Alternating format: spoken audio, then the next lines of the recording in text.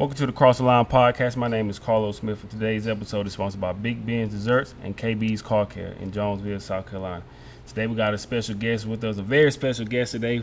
We talked about this interview for a while, man, so we finally able to make it happen. A very special guest. I'm proud to call him a friend, a brother, man. Just watching his journey and watching his grind, I'm always inspired by what he's doing. But he's the owner of Black Sheep Market here in Greenville, South Carolina. Today I have Mr. Patrick Cheatham with me. How you doing, Pat? I'm doing good, man. Good to be here. Man, it's so... Finally glad to make it on the show, man. Most definitely, man. So I got to tell you, man, before we dive into the questions and everything, man, like I'm just walking in here, like every time, I'm always inspired, man, just to see. You remember when you first got the shop, before anything was in here, we walked through it, you showed me around. Yeah. And then I came back, and when the store was officially open, man, you had everything in here, all the equipment. And I'm just like, man, Pat really stay consistent with the grind, man. So I just to see everything that you're doing now, man, I'm always inspired, man. So I love to see what you're doing, man. So I think people are really going to enjoy this conversation. So starting out, though, man, this is kind of like an icebreaker for people who don't know you. How would you explain who you are? Like, who is Patrick Cheatham? Pat Cheatham, man, is me in the form of, Greenville, South Carolina native. Born and raised here. Like I said, local resident, father, son, youngest of, two brothers. As, a community person. I'm definitely, deeply rooted in my community, man. So I'm a people person, people first. That's who I am, That's what describes me as a person. Wade Hampton. Talk a little bit about it, like your childhood, and what was it like growing up here in Wade Hampton? Man, I grew up about 5 minutes from the shop right here. A little town called Untitled, South Carolina, man. Just, very diverse. A little bit of everybody. Everybody got along. But it's definitely just a hard-working, middle class people, man, just grinding. A lot of blue collar workers, man. So 5 minutes from the shop, I spent my whole life on this street, man. Went to high school on this street, all the middle school, elementary school, right off of this street. This home to me. I really feel like I never left this street. Right. Childhood, like I know you said that you were the youngest. So you had two older brothers. Yeah, I got two older brothers, and I got a younger sister. Okay. Who's younger than me, but I'm the youngest of two boys.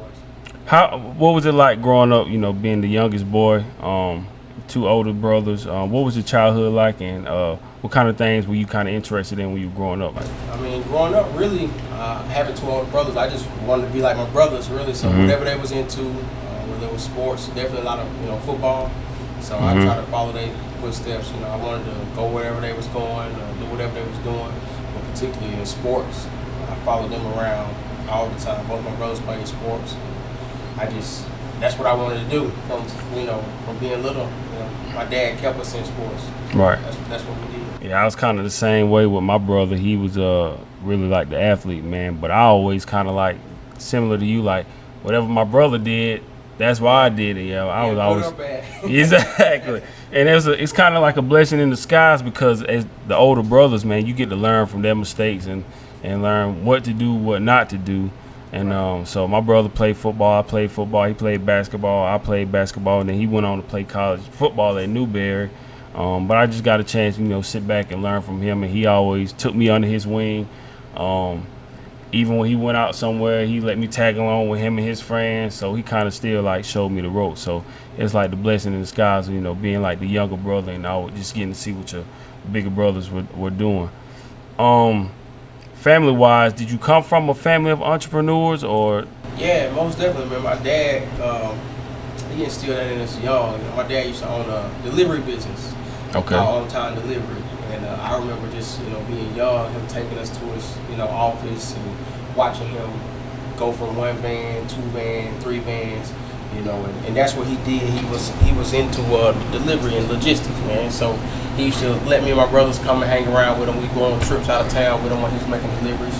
Being an entrepreneur, he was pretty much working it and running it and owning it at the same time. So we saw the grind that went into it, and that was definitely embedded in me from my pops, man. Like, he would go to his office and he let us clean up the office, you know, for pocket change and stuff like that. So, did you understand at that time, well, like that your dad was an entrepreneur, or did you just look at it as like he was just going to work? Or he was just going to work, just provide. Mm-hmm. I mean, he always, you know, had multiple jobs, you know, even while he was doing the business, you know. Mm-hmm. So just seeing him, to us, he was really just providing. We didn't know that. We didn't understand and grasp that it was his own and whatnot. Yeah. We loved, like, going to my pop's office, and we knew that was his office, but we didn't understand the full blown picture that, you know, he was owning his own business. Right, because I said the same thing, you know, growing up. Well, I saw my uncle. He had a lawn care business, but I used to just always say my uncle cut grass. My parents, they had traditional 9 to 5, so, you know, for the most part, you know, that's kind of what I thought you're supposed to do anyway. You just work a traditional 9 to 5, which is nothing wrong with that. But then I saw my uncle. He had a 9 to 5, but the only thing I knew really growing up with him was, you know, he just went and cut grass, and he had his own business. He had people that worked for him, and they would just go to different places. And sometimes on weekends, like if we needed to make a little pocket change or something, he'll let us come along with him and, you know, grab a weed or something and, you know, help us make a little bit of money. But, you know, that was when I didn't understand the word entrepreneur at that time, and I really didn't hear it at school that much anyway either. But it was just kind of like my uncle was kind of like the first person I seen that kind of like had his own business, and just trying to learn from him. So when did you start? You know, when did it start clicking for you? It's like, okay, I want to become an entrepreneur. Did you know early on from your dad, or? I done had a couple little endeavors where I tried to dabble in entrepreneurship. I mean, I think the first thing was, you know, we would sell Halloween candy. You know, we would get the candy and then we go and resell it. And then, you know, that was young in life. And then even going into high school, man, I thought I was going to be a rapper. Right. I used to do music. I remember, yeah. We did it all. So I always had a little bit of like entrepreneur spirit in me. You know, I just never was able to put it together, you know what I mean? So, right. Obviously, I thought rapping was going to be the ticket. Yeah. But I remember the rap name. I don't want to say it. I'll let you say it if you want to, but I remember. Yeah. But, you know, if you know, you know. Yeah. But definitely, you know, you growing up in your environment, you know, what you're around, so that, you know, you kind of test a little bit of everything and see what's your fit. You know, that just wasn't the fit for me. Right. So high school, what did you do? What was your transition like right after high school? Was it college, or did you go directly into the workforce, or like what was your transition? I did go to college. I went to college. I went to Kentucky State University. Okay. I knew going out of high school that I wanted to be a social worker. So I wanted to work with people. I knew that from a lot of volunteer programs and things I had done. So I wanted to work with people. Off the gate, I already knew that I was going to be a social worker. You know, I was gung-ho on that. So I went to Kentucky State University. I did a year and some change there before I came back home and did the technical college thing. And that was human services. So I always knew I was going to be in the field of serving people somehow. Mm-hmm. What kind of skills would you say, just like life skills, anything that you took away from college and from your watching your dad work? What kind of skills did you take away from that that's kind of like help you apply what you're doing now? The biggest thing for me, my biggest attribute, my biggest skill is taking care of people. That's it go hand in hand, and no matter what I'm doing, you know, this just having to be through, you know, my meat market. I'm taking care of people through meat, but at the same time, you know, I'm taking care of the needs of the community. You know, somebody come in here and they need something. You know, if they got $5, if they got $100, I make sure somebody leave my store with what they need. And so that go hand in hand for me. Taking care of people, it's all the same line. You got to take care of your customers. Absolutely. And so it never changes. It's always the same for that. So how did you figure out that you wanted to get into this business? Like I know we used to work together, but how did you figure out like what niche or like what you wanted to actually like do? Like being an entrepreneur, I wanted to do something, right? So I always like racking your brain, like trying to come up with the next big idea but you know, during that pandemic, when we had the pandemic, it really hit me that my skill was cutting meat, you know, and my passion was taking care of people. So one day a light bulb just clicked, like I already have my talent. The talent is cutting the meat. You know, I know how to do that. It's a skill that you can't take away from me. It's something that's a trade that's always going to be needed. And I just figured I can go out here and put this to use with the community. You know, it's people who want their things a certain way. It's, you know, people want 1 pound or 20 pounds or whatever. So I just figured a light bulb just went out. Like, man, I can really do this on my own, and I enjoy it. I really enjoy being able to satisfy the customer. So from there, it was like, how can I figure out how to own my own meat market? Because I was already doing this for a living for 8+ years. So it was just a transition to how can I do it for myself. Right. I'm gonna tell you the thing that I respect, definitely respect, is when I remember when I came in here a couple months ago, and you know, you just talking about, you know, serving the community, serving the people, and you said that at the time about, you know, when you work for somebody else, you have to cut it the way they want to, or you know, you can't do it the way you want to. So now when families come in here, even if you say if they trying to stretch their money to feed a family, you can come in, you can cut the meat how they want it, and serve them the way that they want to. But if you work for somebody else, you know, working for another company, this is how it is. You got to take it this way. But now, you know, having your own business, like you are able to serve the people and help stretch meals for families. If the money is tight, you can stretch the meals for them. So I definitely respect the fact that you can, serve these people, you know, make their money stretch. And I think that's definitely going to help a lot of families, especially if they didn't know who you are and watching your store now, knowing how you're able to, you know, help the community. I think that's a big plus for a lot of people. Yeah, that's the whole purpose behind this, is that, you know, you own the store, we can kind of cater to the people on a personal level. Right. So it's like when you come through the door, it's like what I don't want to send you home with what's not gonna work for you. When you come in, I want you to leave satisfied. I want you to leave with enough food to get you through the week or to get you through the month. That's the way we do it, man. Right.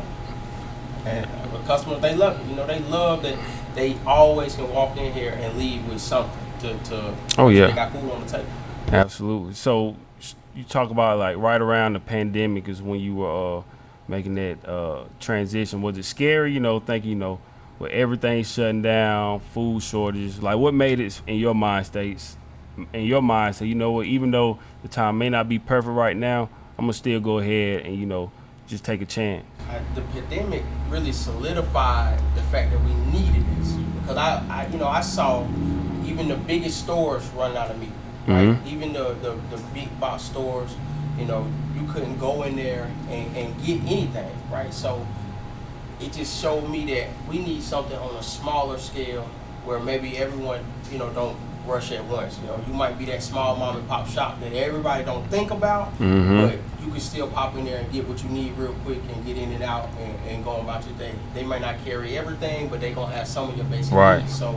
So yeah, it was definitely scary, but it definitely said, it showed me that we really need this in the community. When you go to the big grocery store and there's no meat in the counter, then you're like, wow. Exactly. If all these big grocery stores that we have depended on for our whole life, been in here for years, can't feed us, we have nowhere else to go. So it's like, it just showed me that, man, I've been blessed to learn this trade, to learn this skill.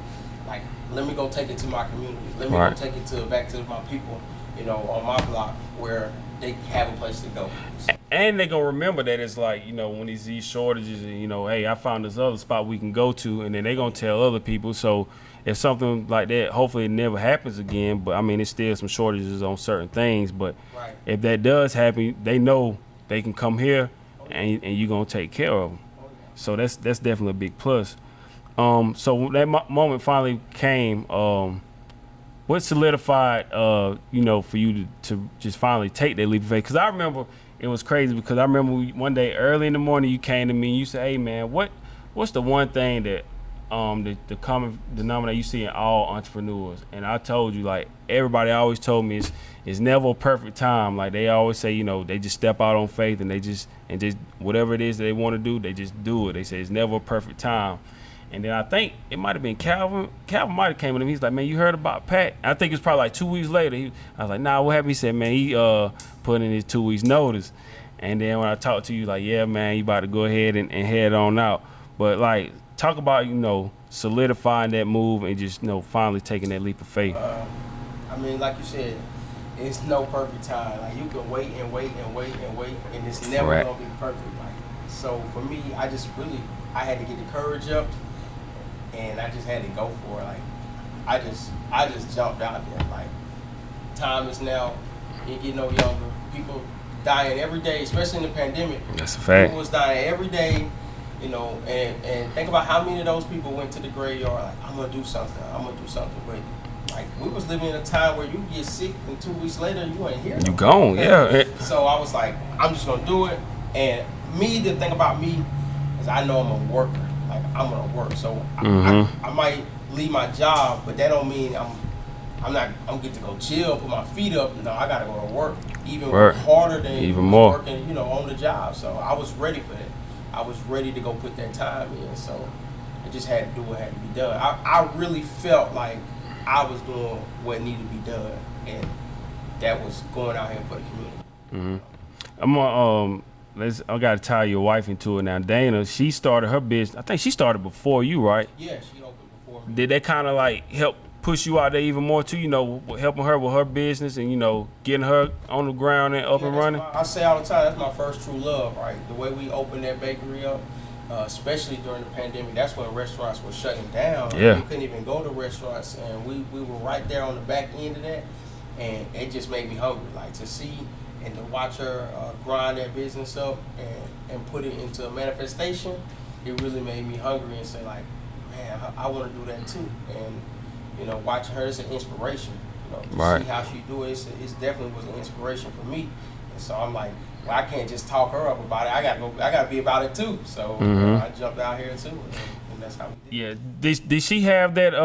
And we call it the Sweet Life, the cupcake shop. Yeah. Did she have? And we wanted her to come on, but we tried a couple of times, but we're gonna definitely plug in because both of y'all store together, so y'all a married couple, so you guys are building this together anyway. Right. What's that? But for her, was it? Did she come from family entrepreneurship, or was it watching you, and your family and coming from that family entrepreneurship that kind of like helped inspire her as well? I'd say for her, it was more like inspired by. She had this talent. Like my wife, she been doing baking since high school. Since we met. So she always had this talent in her, but I think it was me pushing her, to say like, you can really do it. Because sometimes we need that push to get out there to do it. Right. She was already doing it. She was already having the customers, and it just made sense for her to go out here and do it. She already had the customers lined up. She had been baking for 2-3 years from home, and so it felt right. The time was right, and everything kind of fell into place with it. So I definitely gave her that push. And she get a lot of support from her family while they, not that I know have been in entrepreneurship, but they definitely, like what she's doing and support what she's doing. Yeah. They proud to see it. It's always got to be a first in every family. So. Absolutely. And I remember early in the mornings, man, I used to see her sometimes with a shirt on that said, "These sweets and treats" at times. Yeah. But it didn't click in my mind that she baked at the time. And then when we finally talked about it, and she's like, yeah, I've been baking for a while. And then she would show me pictures of like some of the work she did. And I was like, man, this is legit. Like, you definitely need to go for it, man. And just seeing where both of y'all came from, man, and doing the stuff that y'all doing, man. And just like talking to y'all early in the morning, having those early morning conversations, man. And just seeing y'all just take that leap of faith and, letting go of that safety net. And man, it's just been special. But were y'all at all hesitant? Because a lot of times when you talk about leaving your job, and I'm pretty sure you heard the same thing too when you talk to people, especially where we work at, they will say stuff like you got good benefits, they pay you good. So that stuff will kind of play in your mind like, man, am I really ready to let this go? Yeah. Can you talk a little bit about just in general about just letting go of that safety net? Excuse me, it's always gonna be something that can hold you to the job. I mean, that's what it's there for, and especially if you have a good job. Exactly. They're gonna give you the good pay, they're gonna give you the good benefits, but at the end of the day, it's if you aspire to do more, then you gotta let that go. If you want to do more, if you want to achieve more, then you have to move on. You might have to keep that job for a little bit, while you grinding towards a stepping stone. And to me, that's all a good job is for. I want to use that as a stepping stone to get to where I want to go. Even the place you work for, somebody started that company, right? You working for someone who was an entrepreneur. They had a vision. Right. So imagine if that person said, "Oh, I'm gonna stick to what I'm doing because I got good benefits and good insurance." You never give yourself that opportunity to create something. You know, who's to say I won't go out here and create that company that now provides good benefits and good insurance and whatnot. So it's always going to be something that can hold you back. But you know, if you have faith, then you really got to test your faith. You really got to put it out there and say, okay, I'm gonna go and do what I got to do for myself, and everything gonna fall in place.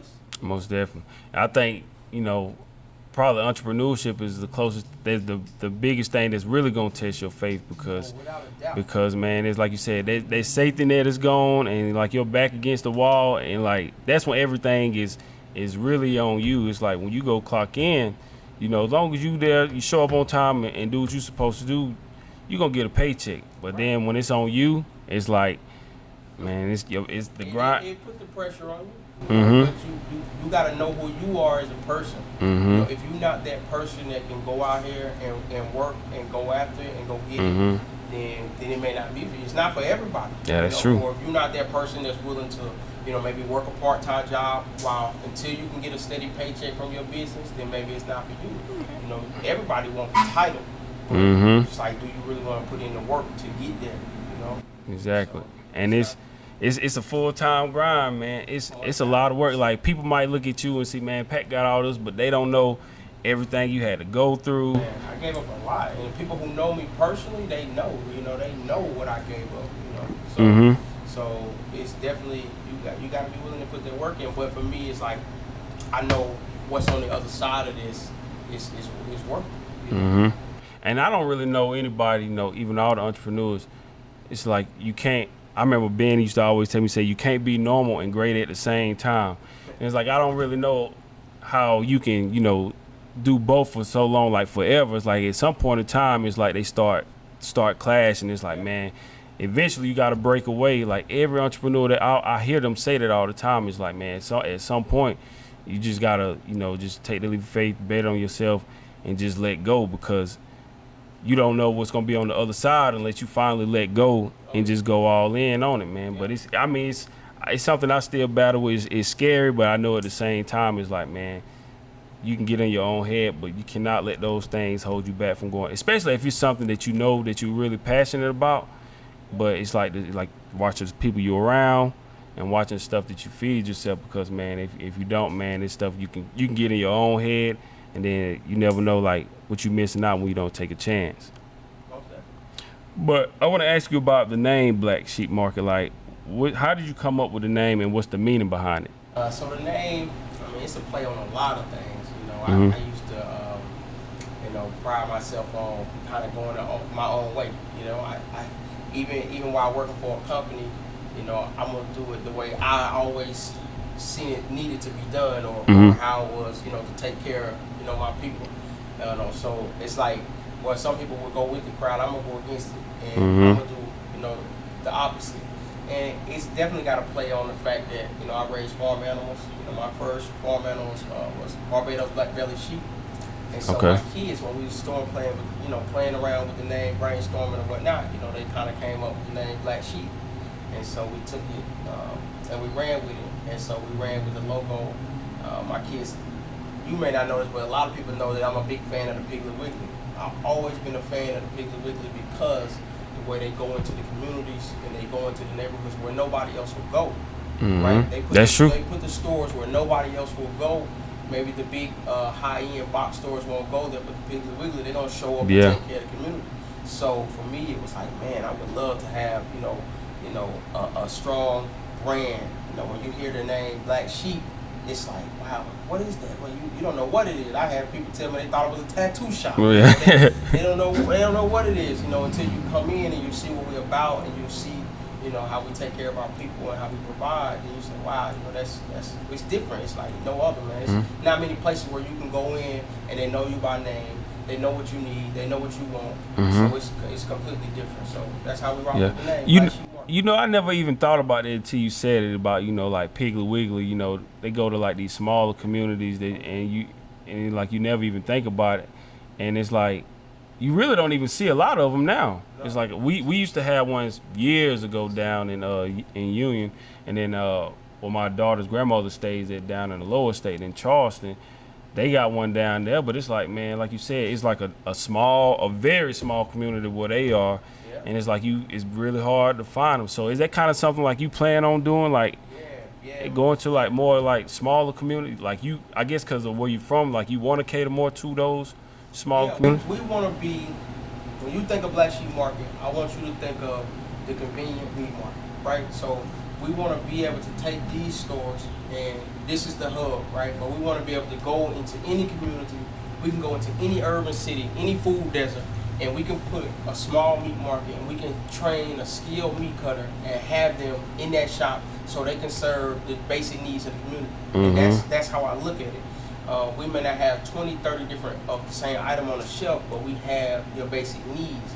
And so the ultimate goal of Black Sheep Market will be to expand into food deserts, particularly, and put those in the communities that don't have access to fresh meats, fresh produce. Mm-hmm. A lot of places, they can't get to a grocery store within like 30 miles. So we've already, been expanding. We've already been down to Calhoun Falls, sending truckloads of meat. We already sent last week, a truck of meat to South Greenville, to places where some of the big grocery stores will not go. But we are able to go into these small spaces and do what we need to do and take care of the people. Mm-hmm. So, do you think that gives you an advantage, one of the advantages over like major companies, because you can go into those communities and help those people out? That's one of your biggest advantages? I think the advantage is, we are of the people. So when we there selling the meats and stuff to the community, they looking in the mirror because, we come from the same background. And to put a face to the company, Black Sheep Market, they know that they supporting a family business who's trying to do right in the community. If you look at it historically, especially in a lot of our urban areas, we'll have a pop-up liquor store or a pop-up cigarette shop. That's a fact. But we don't have a pop-up fresh fruits, meats, and vegetable place. So why can't Black Sheep Market be the first to do that and go into these communities and pop up with fresh, access to fresh meats and fresh vegetables? Absolutely. That's what we're looking to do. Mm-hmm. I want you to talk a little bit about, like I said, I came in here. You showed me around before you first opened up the shop. But kind of talk a little bit about like leading up to opening day and like what was it like, leading up to it. I was so nervous. Yeah. I mean, you're talking about, I literally quit my job in February. Yep. And then I was in this shop. We had this shop open by the end of August. So, I mean, I remember being here till like 3, 4 a.m. the night before opening, still putting numbers in the scale, still like labeling stuff, So it was just the fact that we needed to get the doors open and get the business going. So leading up into it, it was just all gas, no brakes. We was just running. Me, my brothers, my family, my wife, my dad, anybody who walked through that door was here to help. I had friends off the street coming to help, and it was just push to get the doors open because we knew we didn't have like all the funding and stuff right away from the gate to really open the place. We knew once we got it open and once we started doing what we needed to do, that the community was gonna come. But I never doubted that the community was gonna show up and support me. I never doubted that part. I just wanted to be able to deliver, to live up to the expectations and give them what they deserve. You know what I'm saying? I never doubted that they would show up and support us the way they do. And because you also had that experience, like you kind of knew it was kind of like a smoother transition. Not saying everything was easy, but you had that experience in the past, and you took that and you carried it over into your own business. Oh, yeah. But I think I want to let you talk about it as well because I tell people you might not love everything about your job, but it's a blessing and a lesson in everything that you do. So whatever you're doing. May not be a job that you want permanently, but temporarily it's always something that you can learn from. Because I remember in the past, like I told people all the time, man, when I was at the radio station, man, I stayed an hour away from the radio station. I only made $10 an hour. So I just look at it as like, man, I just want to get a foot in the door and learn. So I took that experience from just being on the radio, learning the format of like a real radio show, and they taught me how to edit my own audio. So I took that and turned it into what I'm doing now. But the pay, I mean, it wasn't worth it. I know, most people, they'll look at how much they're gonna bring home from it, and like they would turn down a job. But I was looking at it as like potentially what it could be in the long term. But talk a little bit about, if you have a job because I want people to understand like what you're building, but the importance of like whatever job that you have, take those lessons from that job and use it to like fuel your future. Oh yeah, I think one of my favorite authors. I listen to a lot of books, and one of my favorite authors like John Acuff. One of the last books I read up until before I quit my job was a book called Quitter by John Acuff. And in that book, he talked about falling in love with the job you hate. And what he's saying about it is like exactly what you just said. Like this job could be the training that you need to get out here on your own. The job that you're doing, it could very well be teaching you everything you need to know to go out here and be self-sufficient on your own. Mm-hmm. So for me, I've been in retail grocery since I was 19 years old. I've done everything from being a janitor to being a manager. So I've been like, what they call the lowest entry level to the top. And along every step of that way, I learned something. I learned how to keep my place clean, how to keep my place neat, how to make it smell good, how to do all of those things to even going to be the manager. When I became a manager of cutting meat, I had never cut meat in my life. I had never picked up a knife.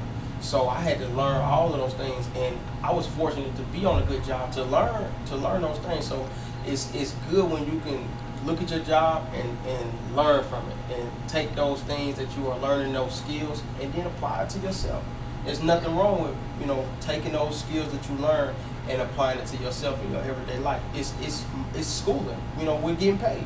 Mm-hmm. And I think two things that like a job could teach you just right off the back is being on time and being disciplined. Like those two things you automatically. So that's with any job that you have, because nobody's gonna put up with you showing up on your own time. So especially when you have your own business, you want to be on time, you want to be professional, and always be like a man or woman of the people, serve your community and whatever you're doing. So off the bat, those are some things that you can always take from any job and take it to the next job, or if you want to start your own business.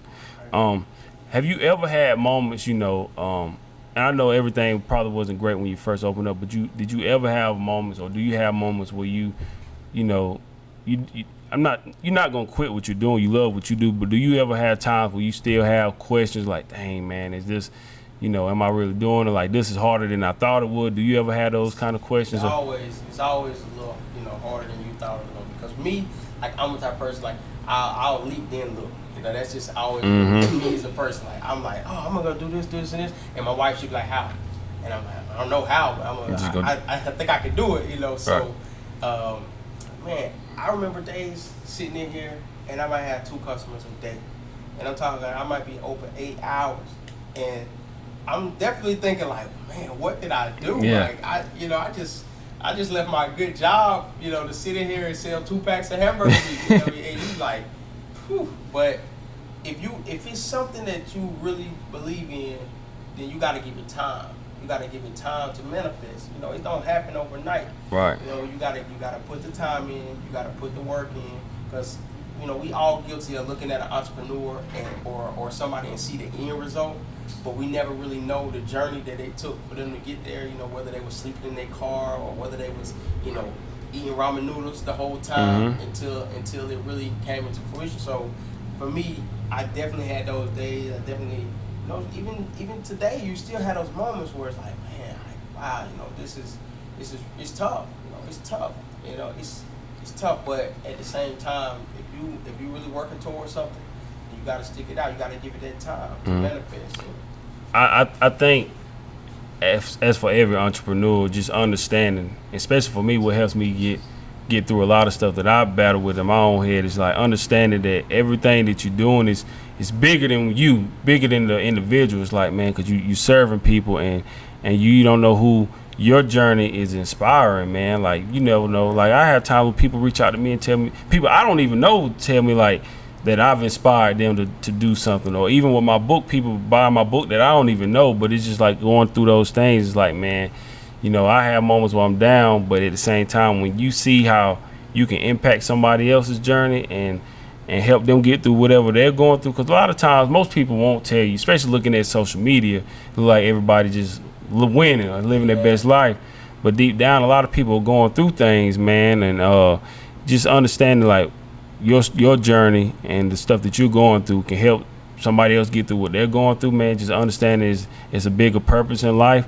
I think that's, for me, is one of the things that kind of like helped me get through stuff. And even though now, like, I still, everything ain't perfect. Like, and when people see me moving and traveling, like, it's not as easy as they think it is. It's a lot of stuff that goes on behind the scenes, man, and it's a lot of money that's going out as well. But it's just not like I'm just, you know, living this glamorous life, man. It's a grind. It's a full-time journey. But the thing is, man, I have some bigger goals, and I want to help other people achieve their goals as well. So it's just like, man, understanding like your purpose and doing it for a bigger purpose is what kind of like helps push me through to get to where I'm trying to go as well.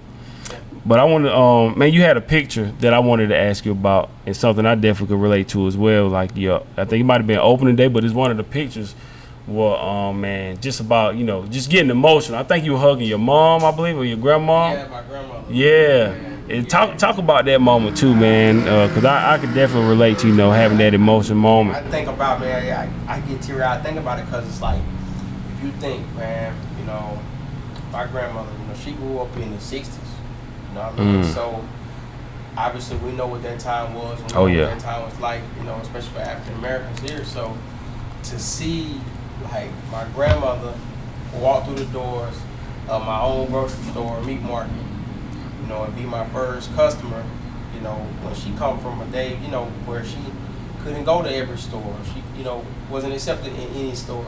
So to see that, it just really hit me. You know, it really made me emotional to the fact that, you know, she's standing in my own meat market, you know, and you know, in doing some research, there's really not many African American owned grocery stores out here, man. It's not a whole lot of us. So for her to be able to walk into one, you know, and see it was just mind blowing. And and not only that, just the support, man, just the support of her. I mean, she'd come in here and check on me, bring me lunch, you know, just sit down with me when there was no customers in here to keep me company and tell me to keep my head up. Yeah. So that it just was, you know, she played a big part of my upbringing. I lived with my grandma for a good portion of my high school, you know, and so it was just, you know, emotional. Yeah, I could definitely relate, man, because I had that moment at my book signing, man, where I cried, and it was just like everything that I put into it, man, and, you know, to have the support and my family there. And then I remember shouting out Calvin, man. He been coming on the road with me for interviews, man, and it was times I never even told him I was gonna put it in I'm gonna still put it in my next book. But it was a time when we rode to Charleston to shoot a couple of interviews, and he said that was the first time he ever went to Charleston. But we rode down there, and in my car, I was broke. I was still working part-time, and I was broke. And ride down there, I didn't even have insurance on my car at the time. So we just riding, and I'm just like, I didn't find out till later on, like they had canceled my insurance because I was late making my payment. But man, just those days, man, just being on the road, you know, money tight, and just still going, keeping my head up. And then my book signing, having my family and friends come there. And then I remember my aunt, she texted me like the next day after my book signing and told me that I inspired her to go after her dreams. Like, that's big. This woman helped raise me with my parents. Like, she, for her to say that, like, that I inspired her to go after her dreams, man, that was powerful. But, you know, to see something that you created and had this vision, even though when things may not look promising, but you hold on to this vision and you see how it brings so many people together, and they come out and support you, man, that's a powerful feeling, man, especially when you work so hard and you go through all these things. So I definitely had to ask you about, you know, that moment right there when I saw that picture. That was golden, man. That's something I'll never forget. Most definitely. Who would you say was like your did you have any mentors growing up? Man, my parents, man. I always, you know, I'm a daddy's boy, you know, so my parents, I was fortunate to have both my parents in my life, you know, my entire life, you know, and they still here to this day, so that's a blessing. But I'm telling you, man, I watched my dad work, watched my mom work, just work, you know, 3 jobs, you know, raising 3 boys and a daughter, you know, so it's 4 of us.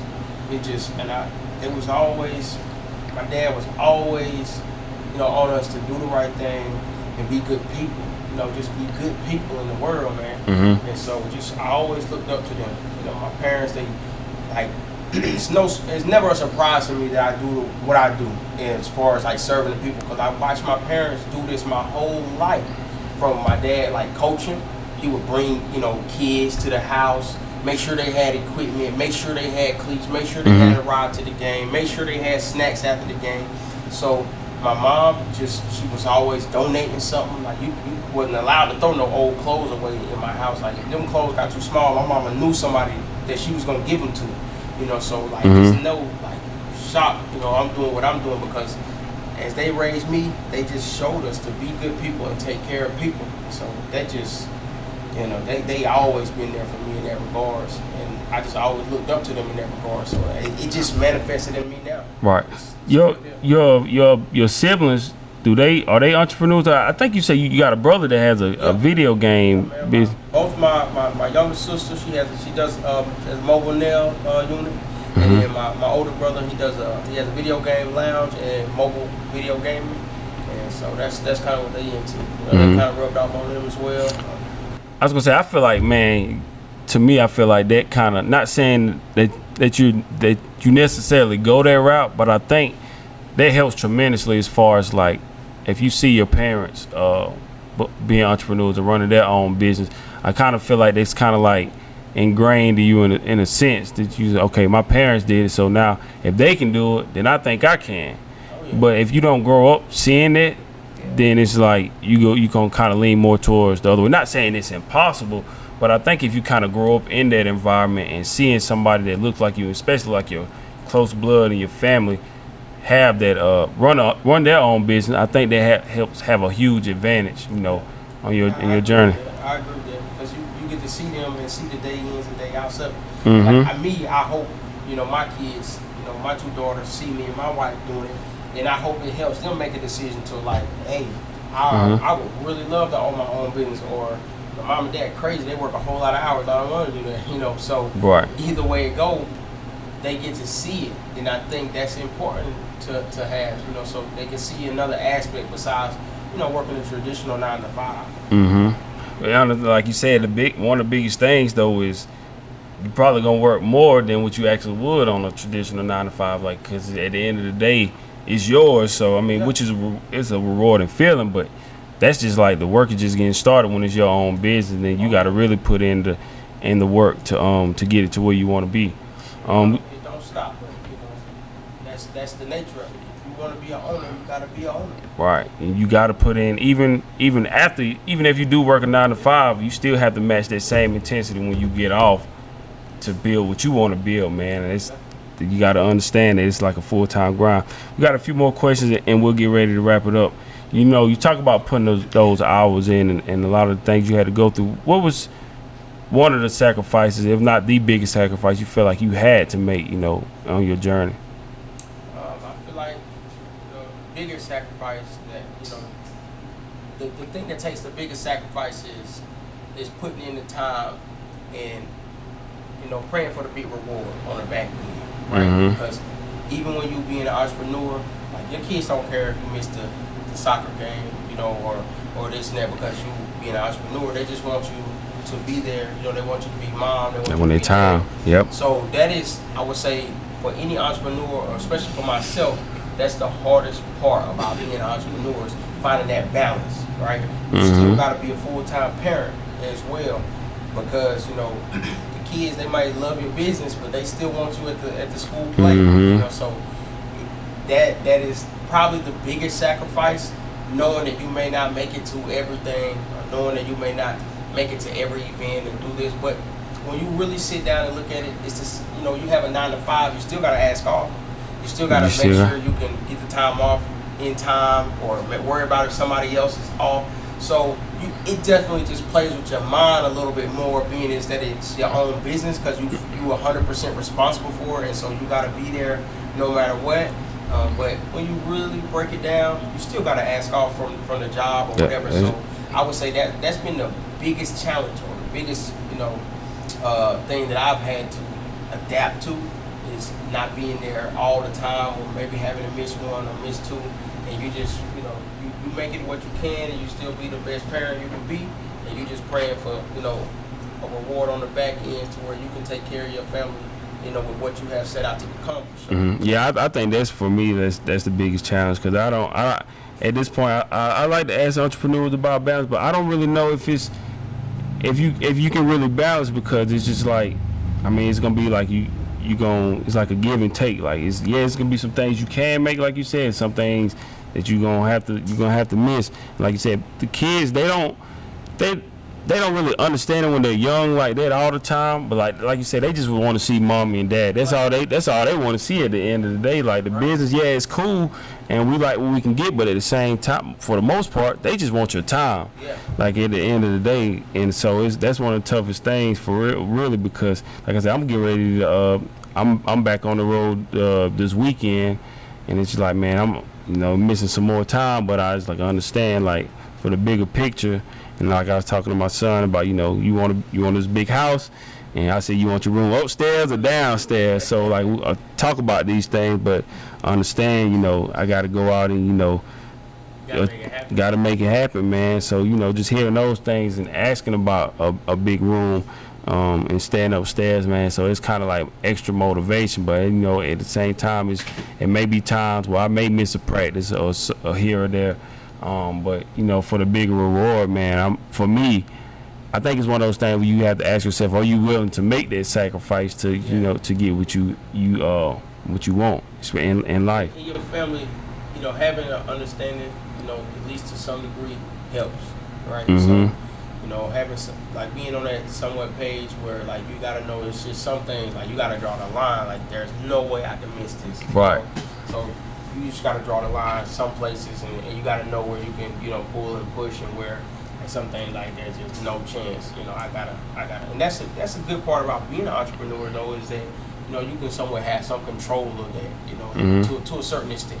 Do you feel like it helps you that you and your wife are both entrepreneurs, like full-time entrepreneurs now? Do you feel like it helps working as an advantage now, because the way your work ethic and her work ethic is, like, y'all have to, like, this is what y'all have now? So do you feel like that helps y'all, even though y'all still have children, that helps with both of y'all being entrepreneurs, balancing? Yeah, I mean, because we vibe off each other, and it's like I said, that's my biggest inspiration for everything I do in this shop, is that I know that we piggyback off each other, and we have the type of businesses to where it's both in food and it's both serving people, and hers is more niche, so she's able to cater her schedule around what she needs and what she does, but it's definitely, I think it helps. I like the fact that we both can plan accordingly as far as like what we need to do to take care of the community, and then what we need to block out to make sure we got time to take care of ourselves and take care of our family.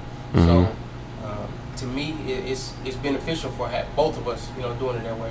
Plus, we both involved in the grind, so I understand where she at, she understands where I'm at, and I guess it solidifies the bond, because we know we both grinding for something, and we see it, and I appreciate her grind, she appreciates my grind, so I think it go hand in hand. And shout out to Dana too, man, because I remember one time you was talking to me and you was like, yeah, man, you were actually helping her open up her shop, and you was like, yeah, man, she sacrificed a lot for me. You like, even when the times where you were trying different business vision, like you said, even when you were rapping, you said she might not have understood it, but she still like fully supported you on your grind. So it's like you only felt like it was only right for you to kind of like help her get to where she wanted to go and get her business up and running. So how did that feel, having a wife and having her like stand by your side through everything that you're going through, and helping you, and you help her get what she's going, get to where she wanted to go, and then her helping you to where you were trying to go as well? And it's like grinding up with your best friend, like literally. Mm-hmm. So it's like having your right hand, right there with you the whole time, because like for us, to be able to grind up that bakery, the Sweet Life Bakery, Mm-hmm. it's just like, man, wow, like this is something we dreamed about, something we talked about, to now see it, me and you, we put it together and we made it work. Like I always say this, win, lose, or draw, I could close the doors on any shop tomorrow. We did it, and that's something that nobody can take, because you can either go to the grave saying, man, I gave it my all, or man, I wish I would have tried. You know what I mean? Mm-hmm. So it's like one or the other, but you can't do both, right? So you either got to go for it, or you're gonna just sit there and say, man, what if? So for us to both be able to do that, and for me to see her go first, it made me want to go even harder, because I know that we competitive. So it's like when I see her go hard, I gotta go harder. So it's fun for us.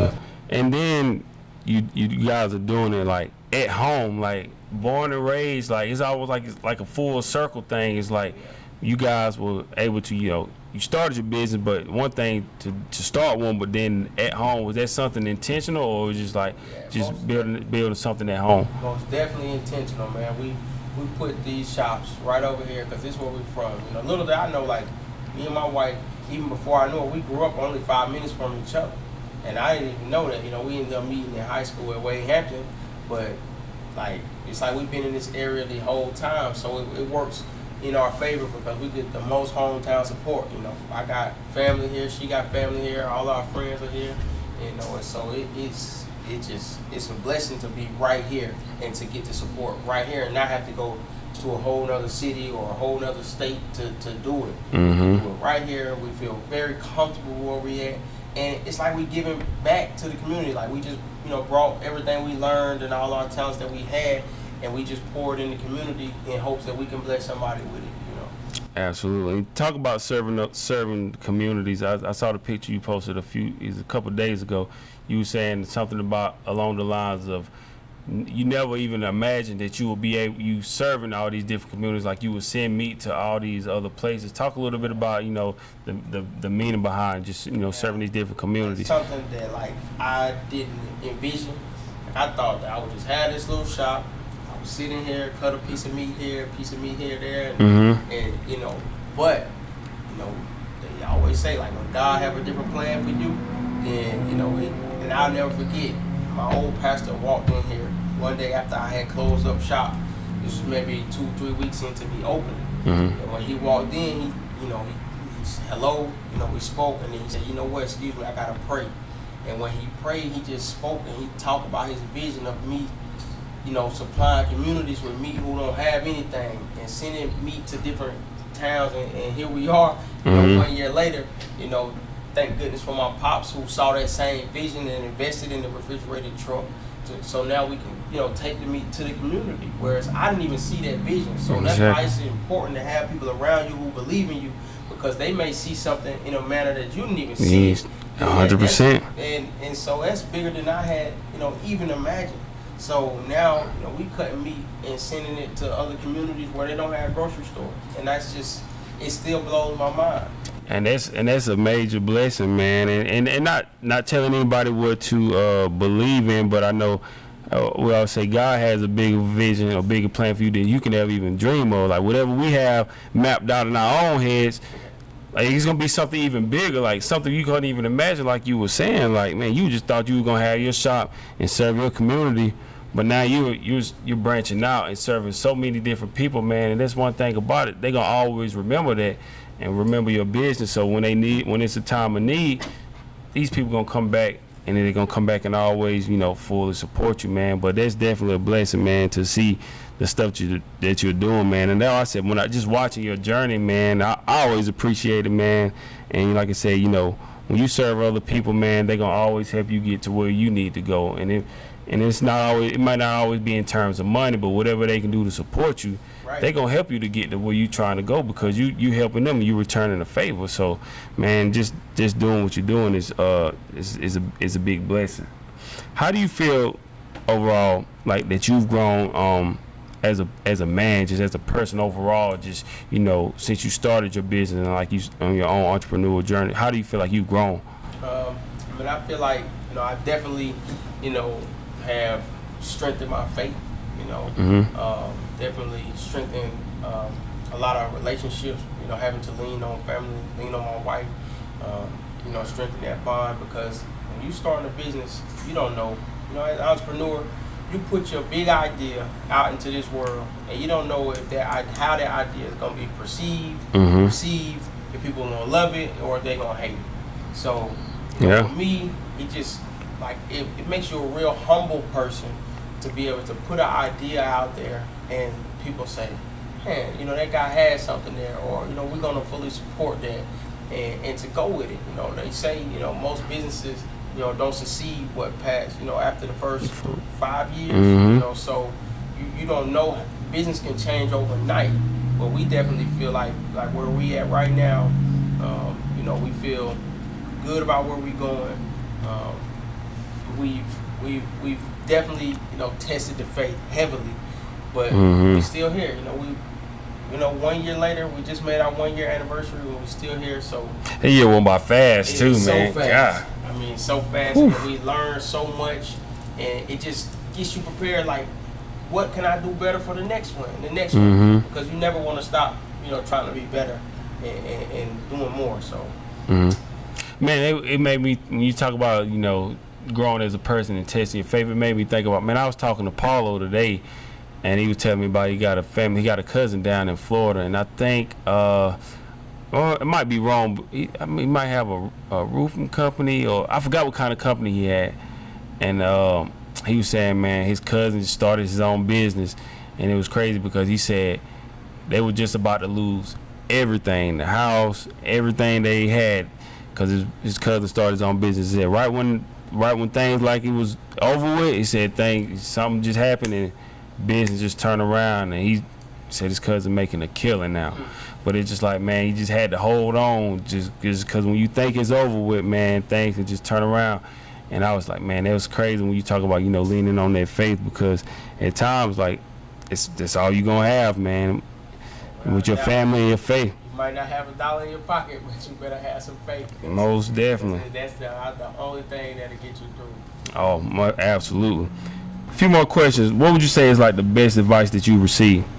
And I say some of the, you know, the most simple but best advice that I ever got is just don't give up. Like, you really got to give it time to grind up and to go.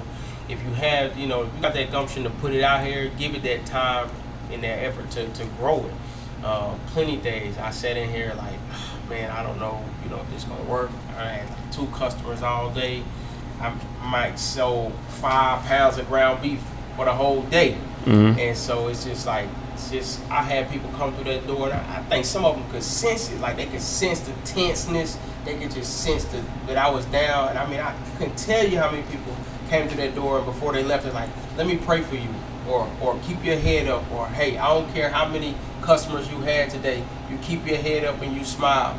And I think that was just some of the best advice, because little did they know, they might have just came in and I might have just got done wiping away my tears, because I was in here just like, man, this is not working. You know, nobody coming through the doors, you know, and I think they could just really sense it. And they would come in, and maybe once or twice a week somebody say, they'd be walking out the door and they turn around and say, hey, young man, I want to tell you something. You know, don't give up. You keep going. I don't care how many customers you got. And that's just probably, that stuff right there got me through, especially through the early times. Absolutely. What would you, so for you, you know, you say some of the best advice that you received, but for people who want to pursue their dreams or go after what they want to do in life, what it may not necessarily be becoming an entrepreneur, but what advice would you give them for somebody who wants to, you know, pursue their dreams? I think you gotta go for it. You gotta sit back and you gotta realize that time waits for no one. That's a fact. You can talk about it, you can plan it, you can write about it till you blue in the face. But until you go for it, then you're not gonna satisfy that itch. You can read every book out there, but at some point in time, if you're gonna take a trip, you gotta take the trip. If you wanna open a business, you gotta start the LLC. You gotta do it, because we all live life as if we promise tomorrow. Like we all like wake up, oh, I'm gonna do this next week, I'm gonna do that. But in reality, we really know that there's no guarantee in none of that. It's a fact. So I think if we really look at life that way, and we really say like, we really not guaranteed tomorrow, you gotta really start putting stuff in motion. It may not happen overnight, but you gotta take steps every day to get where you want. So I look at it and say, you know, if you want to open a business, if you want to do something in your life, you want to do something in your current career, you got to do it. Time passing us by. Yep. Every day we getting older. Nobody getting younger. Every day. And you know, it's still. I know it's. You know, older, but it still hits me hard that Kobe Bryant passed away. It still hit me hard to this day because I'm like, that's Kobe Bryant. You know? I thought he was gonna be here forever. And when you say like, man, time waits on nobody. And that was one of the biggest pushes for us opening the bakery. It was right around that time. And I never met Kobe a day in my life, but it really hit me hard. That was my favorite player. Right, yeah, it's like. And you look at it, every award, all the championship rings, everything he had, all the money, and he can't take none of it with him. So it's like, man, like you said, time waits on no man. And that was like, what, 2 years ago? It was 2020. And you see, that's 2 years ago since the pandemic and everything. And look how much time has passed. Like you said, time don't wait on nobody.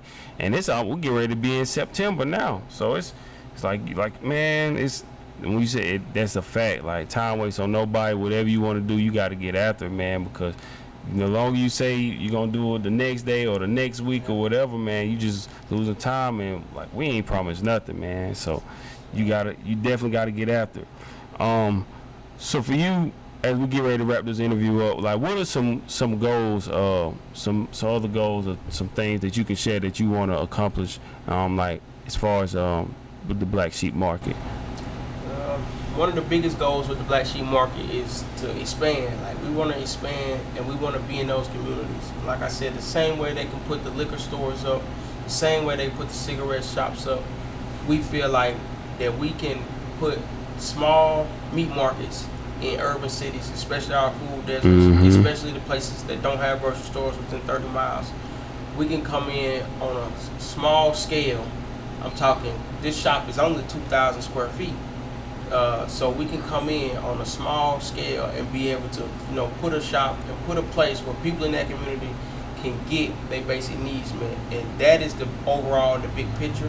I see myself training young butchers so that, these young men and women can grow up and have a skill and have a trade and be in the community to service their community. I think it's a dying art that I would love to revive, be able to train people and teach them how they can open their own Black Sheep Market and how they can fill the needs of the community as well. That's the ultimate goal. We already on track with that, taking the truck to the community, and I think right now we're doing what we set out to do, and that's the thing that keep me driving, because we right on track doing what we set out to do.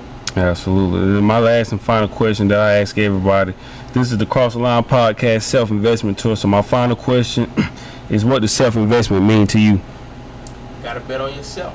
You gotta bet on yourself, and you gotta see it in yourself. If nobody else, they'll see it in you. You gotta invest in yourself first. You gotta water your own seeds. If you want them to grow, you gotta put the time in. You gotta water your own seeds. So, I admire everything you've done, man. Seeing you on this journey. Appreciate it, man. And I think you the definition of investing in yourself. So you got to keep going. That's a fact. I watch you, man, and some of the interviews and seeing how you transition and how you growing. I think water yourself, man, and that's the definition of self-investment. Yeah, man, I appreciate your support, man. Like I always say, like I enjoy those early morning conversations we used to have in the morning, man. Just talking about grinding and the things we trying to do, man, the places we going, man. So I really appreciate that, man. Just knowing that you watch the interviews and you would tell me the ones that you saw and everything and stuff you hear in them, man. Like it mean a lot to me, for you to hear you say that you watch the interviews and picking, learning stuff from what those entrepreneurs are saying, and then taking those skills and tying it into what you're doing, man. So I definitely appreciate that for real, man. That mean a lot. But before we get out of here, man, can you tell everybody how to find you in your business? Yeah, man, you can reach us. We at Black Sheep Market, located at 2301 Wade Hampton Boulevard, down here in Greenville, South Carolina. You can find us on Facebook and Instagram at Black Sheep GBL, and you can hit us up on the website at blacksheepgbl.com. You can hit us up there. Absolutely. So hopefully everybody enjoyed this episode of the Cross the Line podcast. Please come out and support, man. This is like I said, every time I walk in here, man, I'm always inspired, man, because you're seeing like those early morning grinds we had together, punching the clock, and just to see where you are now, man, building your own business and your journey and the things that you got ahead of you, man. Because like I definitely believe in you when you say you're gonna expand and get into the smaller communities, man, the ones that need your services, man. Like I definitely see it coming. Like you're already on your way to doing it now. So I think what you're doing now is major for everybody who's watching this. And I appreciate you again, Pat, for taking time to sit down with me. Even though we didn't get Dana to come on, we still we gonna work on that. But Dana, we still made sure we plugged you in though. But Pat, I appreciate you again, man. I enjoyed it. I'm always here, man. We definitely gonna always support you. So any way you need us, man, we gonna be here for you. And so hopefully everybody enjoyed this episode of the Cross the Line podcast. Till next time, keep chasing your dreams. Thank you for listening. It's Pat Cheatham with Black Sheep Market, and you're rocking with Cross the Line podcast.